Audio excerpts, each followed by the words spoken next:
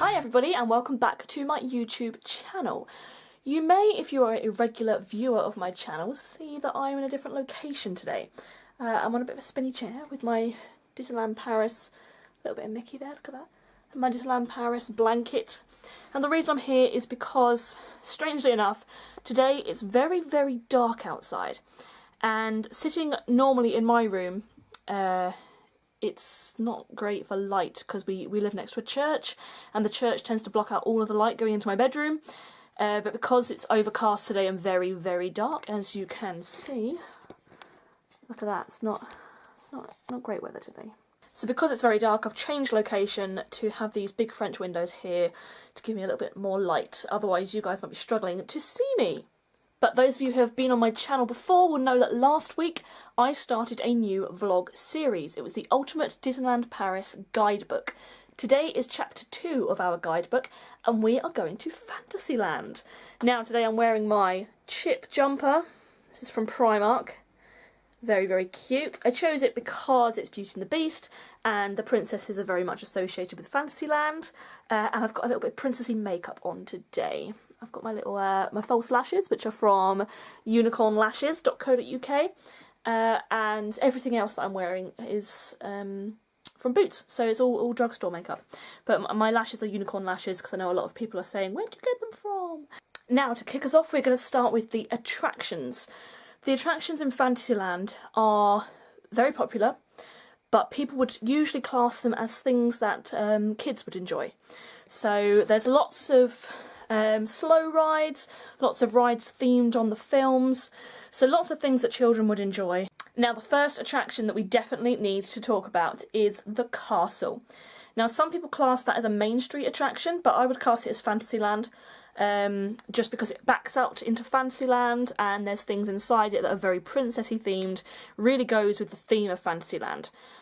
So yes, the castle, it's called something in French that I cannot pronounce. It's like de Château de la Belle Bois Dormant or something like that. My French is really poor, guys, so if I ever say anything in French and you look at me and go, what is she doing? Then I know it's not great. The castle is absolutely gorgeous. It's the main centrepiece of the entire park and you can walk through it. You go kind of across the drawbridge in effect and you go through the castle straight into Fantasyland. But you can also go upstairs, which has the same name as the castle, but rather than chateau, it's called gallery. And you go upstairs in the castle and you have lots of stained glass windows of the Sleeping Beauty film. You've got some castle guards and you've got a raven and all that sort of stuff that you can look at upstairs. Now, fun fact for you all. I created a WordPress blog, which was a scavenger hunt of things that you can find in the parks. And one of the things that I put down was that the two sleeping guards on the top of the castle, if you take a picture with flash, one of them is pink and one of them is blue, a bit like Aurora's dress. And if you take a picture with flash of the raven, then his eyes go red. Which is a really fun little fact that you can go and see. And also the guards are snoring as well, which makes me laugh every time I see it. So yeah, the upstairs is really cute. You can have a look down at everyone walking through as well. Sometimes it's shut, and I think that tends to be in adverse weather, just because the steps going upstairs are very kind of smooth stone, so I feel like they shut it when it's bad weather because otherwise it's too slippy. Now another little hidden gem which most people don't actually see, which surprises me because it's on the map. So if you grab a map then you'll know about this, but if you don't, there is a dragon under the castle. And the dragon under the castle is 100% unique to Disneyland Paris. They don't have it in any other Disney castle. So yeah, you walk underneath the castle and there's a little kind of snicket which goes into the dragon's lair. And there's a dragon there sleeping, but sometimes if you're too noisy it will wake up and you get the smoke coming out of its nostrils and it roars at you. It's very, very scary. As a child I walked in and absolutely hated it. My brother hated it even more and he's now 24 and still won't go and see the dragon because it scared him as a child. But if you have brave kids then they must absolutely love it because it's a really great visit, so definitely go and see the dragon if you can. Okay, next up we have a firm favourite of a lot of families, I know for a fact. It's a Small World. It's such a great ride. I love it. Ryan loves it. My family love it. It's such a feel-good ride with a brilliant message, and it's the sort of message that we need nowadays. For those of you that don't know, it's a boat, and it goes round this whole kind of track inside a warehouse, which is decorated to look like lots of different countries, with little animatronic kids all singing the same song, but in their language. Our version, our English version, it's a small world after all, it's a small world after all. That one, I mean, everyone knows it. You've got to know it, and if you don't know it, you will know it by the time you get off that ride 10 minutes later. It's a really fab ride, and as musicians, me and Ryan love it, just because it's amusing to see the different ways that the ride composers change the tune of the song for each culture. It's really great fun. So there's lots of yodeling and there's lots of kind of Chinesey instruments. It's really good fun. So even adults can appreciate it. But some of the people find the animatronics a little bit creepy, but I think they're just adorable. But the whole message of the ride is that it doesn't matter where you're from or who you are, we all live in the same planet and we are all people. So it's a really, really great ride with a really good message for young kids. Okay, next up we have the only ride in Fantasyland that has a fast pass machine. So this is Peter Pan's Flight, and it's a very popular ride, hence the fast pass. So if you don't want to get a fast pass, then I would suggest going there very early in the day. But if not, there are fast passes available from 10 AM. So run there very quickly if you'd like to get a fast pass at peak periods. So Peter Pan's Flight is a little bit like Small World in as much as you sit in a boat, but this one is suspended from above you. So actually you are flying. You are flying through London, and it's fabulous to have that slight difference to all the other track rides that are in Disney.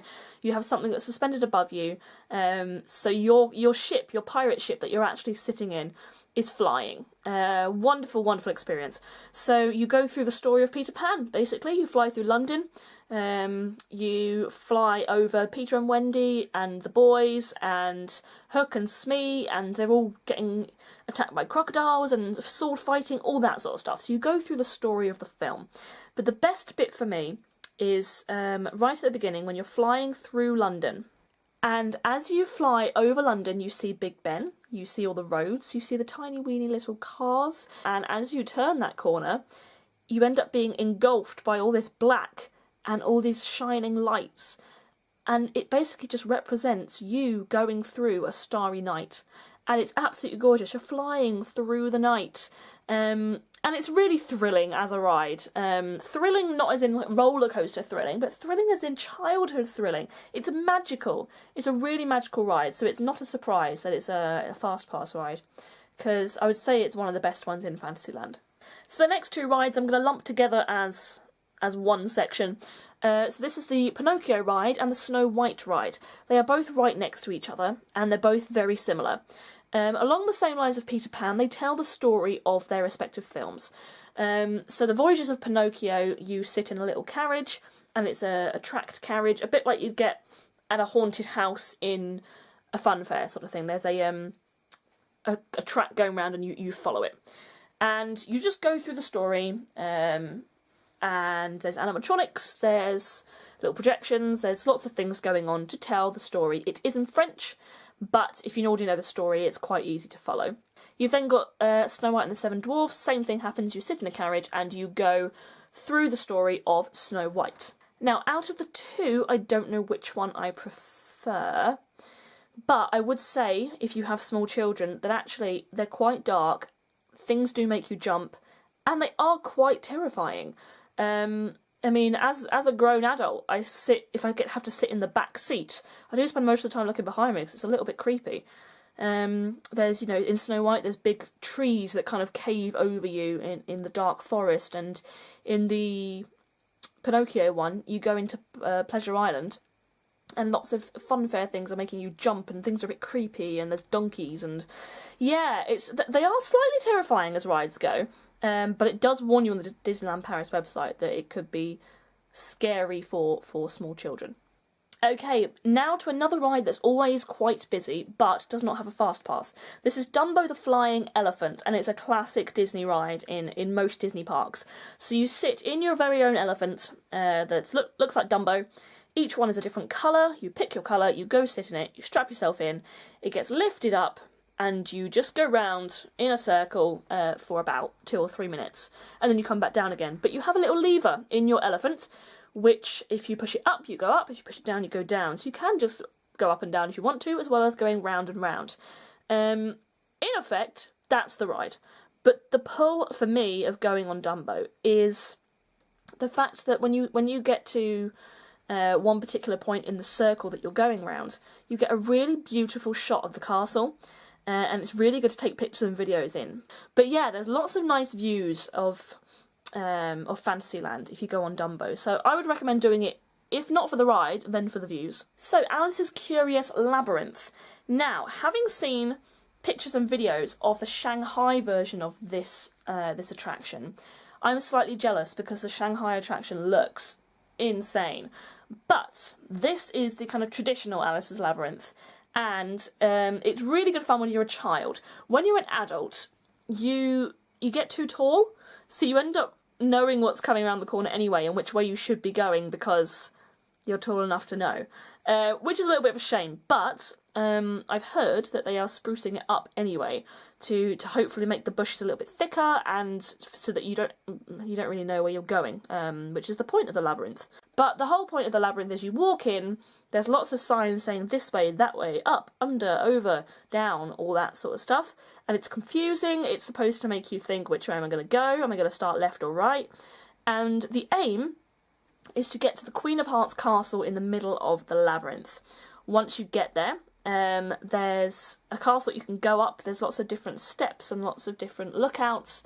And definitely worth going up to the highest one because that's where you get a really, really gorgeous view. So you'll get to see all the way into Adventureland as well. You can actually see Pirates of the Caribbean, you can see Thunder Mountain in Frontierland. So you can see really far and it gets a really great panoramic picture. If you have an iPhone, you can do panoramic pictures. It's a really good view. So definitely worth doing the Labyrinth for the view at the end. Okay, so another traditional ride is the Carousel de Lancelot. Now, this is a really traditional carousel, and I'm going to have a little bit of a shout out to Lorna, who's Millsy B on YouTube. She said in one of her vlogs once that she knew the difference between a carousel and a merry-go-round, and I didn't. And she said in this vlog that a carousel goes anti-clockwise and a merry-go-round goes clockwise. So thank you, Lorna, for that lovely fact. And the carousel, of course, does go anti-clockwise. There's a whole bunch of fancy horses, a little bit like the ones in Mary Poppins, but lots of fancy horses that you can choose which one you want. There's plenty of them. There's also a kind of royal carriage, I suppose, where you sit in it forwards or backwards, and you're not on a horse, but you're in a carriage that goes round and round. So that one's a nice little addition as well. If you've done a lot and you've got a small child who wants to feel like a princess, then or an adult that wants to feel like a princess, then that's a really good one to do. Okay, a firm family favourite of ours is the Mad Hatter's Teacups. The teacups are so much fun. Dad doesn't like them quite as much as the rest of us because he doesn't quite like spinning like we do. And he's often like, oh, afterwards because we've spun it too much. But it's really good fun. You sit in your little teacup. Again, like Dumbo, they're all different colours, so you have to kind of bag your colour before someone else nicks it. But you sit in your teacup, there's a spinny plate in the middle of it, and you'll just spin it. One way does tend to go quicker than the other. I don't know the science behind that, but I'm sure there is one. One way tends to go quicker, but it's really good fun, and we spend the whole time laughing on that ride and going, other way, other way, other way, and then trying to spin it the other way before the ride ends. Yeah, it's really good fun, and better than that, they play March of the Cards, which is one of the best instrumental pieces from Alice in Wonderland. And that's kind of the piece of music that you end up going around the track to. So yeah, that's just a little bit of nerdy music from me, but that makes it better. Okay, now there are two little rides that a lot of people tend to miss because they're kind of out the back of the park. Also, if you're going in off-peak seasons, they tend to be shut anyway. But one of them, in my best French, is called Le Pays de Contes de Cafe, something like that, which is the Storybook Ride. So you sit in a boat like Small World, and you go around this little track, and there's lots of miniatures, a bit like a miniature village, like a model village.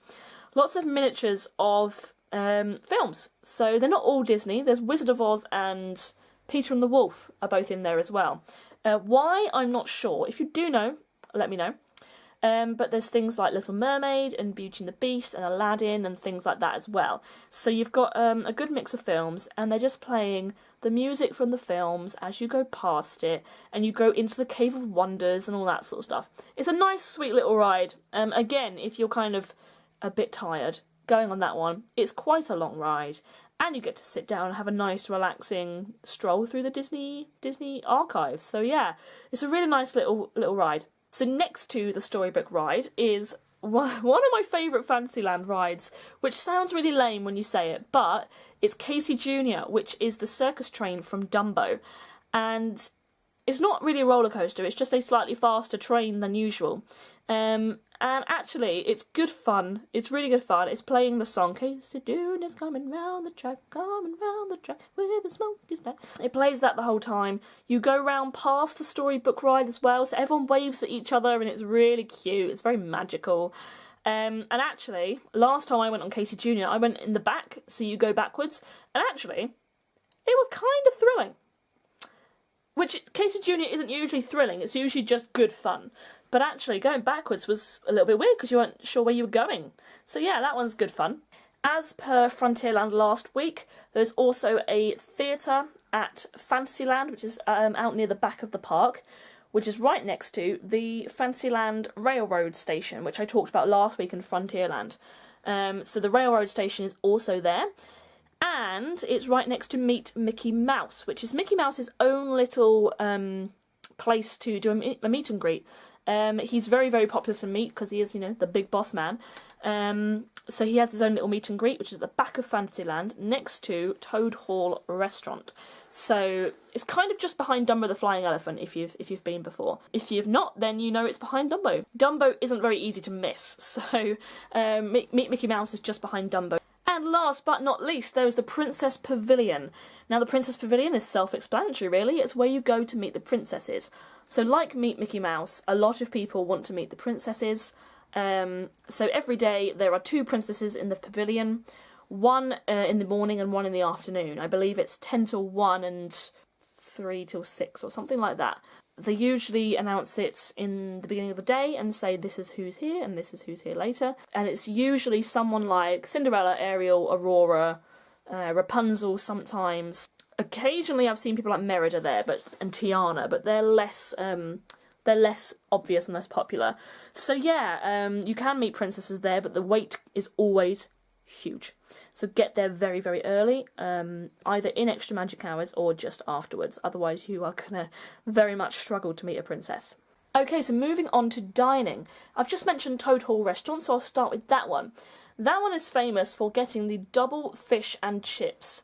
And then it's exactly what it says on the tin. You get 2 chips and 2 fish. And Ryan very much enjoyed that last time that he went to Toad Hall. You also have the Pizzeria Bella Notte, which is based on the pizzeria from Lady and the Tramp.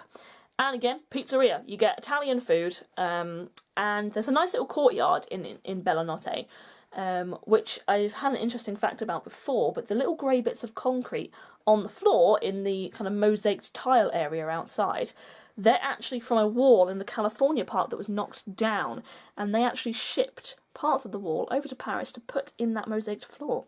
Fun fact for you. You then have Chalet de la Marionette, which is based on the Pinocchio films. It's a really, really great restaurant, and a great restaurant from my memories as well. You used to be able to get the park breakfasts in Chalet de Marionette. In the off-peak times this year, you've not been able to go there. You had to go to the studios. But I think they open it back out again in summer.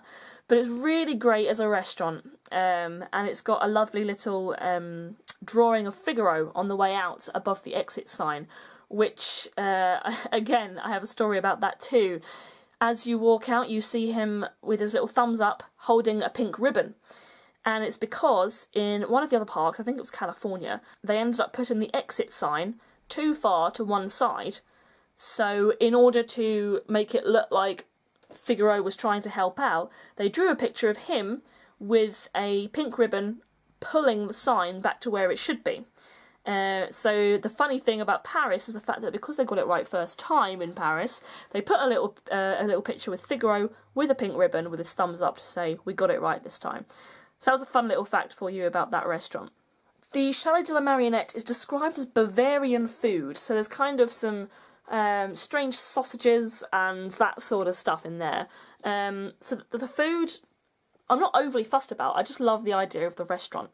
There's then a couple of tiny stalls that sell little things like a donut and a hot drink and that sort of stuff. So you've got Fantasia Gelati, which is the ice cream shop, which I don't remember ever going in, but it always looks really nice whenever I walk past it. So definitely worth going in there to try an ice cream and let me know what you think. You've then got March Hare Refreshments, which is near Alice in Wonderland, and you've got the Old Mill, which used to be a ride, actually, but then they stopped. It was a bit like a Ferris wheel. Then they took it down because no one really went on it, and it's now turned into a little refreshment stall. So yeah, that's really nice. And there's also little popcorn stalls around Fantasyland as well, because you can smell it as you're walking through. So last but not least, in the eateries, we have Auberge de Cendrillon, which is the Cinderella restaurant. If you've been to Walt Disney World, it's kind of like Cinderella's Royal Table, but obviously it's the French version, and it's character dining, so you get to dine with 4 princesses and Susie and Perla, who are the 2 girl mice from Cinderella. From what I've heard, it's really, really lovely. I haven't been for many, many, many years. But some people complain that the food actually isn't very suitable for children. It seems quite exquisite, I suppose. So they kind of complain that it's not very child-friendly. But you do pay a lot of money to go to Auberge. So if you are planning on going, make sure it is in your budget, otherwise you will probably regret the experience. No one I've seen has ever regret the experience of the princess dining, but some need to definitely consider it if they have picky eaters as children. Okay, and last but not least, we have the shops. So there's one coming out of the Snow White ride, and then just across from that there's one called Sir Mickey's, I think is what it's called. So it kind of is where the Jack and the Beanstalk little section is next to the carousel. There's also one that's associated with the 3 fairies, and there's the one in the castle, the glass shop in the castle, along with the Christmas shop in the castle as well. There's an all year round Christmas shop, so good for you if you love Christmas and you're going in August, because you will be able to get Disney Christmas decorations. There's also one little kiosk, which I cannot remember the name of, if it has a name. There's one little kiosk that just kind of sells little things like ears and Mickey gloves and stuff like that as well. So there's always plenty of places to buy things in Fantasyland. So there you go, that's another whistle-stop tour of another land of Disneyland Paris. So this week was Fantasyland, and I think it's safe to say that it's one of those lands that, although some people might say it's child-friendly, it's really family-friendly altogether, because there's lots of things for the family to do, and even if you're adults, you need to embrace your inner child and go to Fantasyland and have a bit of fun. Let your hair down. So join me again next week while I'll give you another whistle-stop tour of another land in Disneyland Paris. I will be doing either Adventureland, Discoveryland, Main Street USA, or the Walt Disney Studios, but you'll have to wait till next week to find out which one. Join me again next week. Don't forget to subscribe and like this video, and have yourselves a wonderful week. Bye!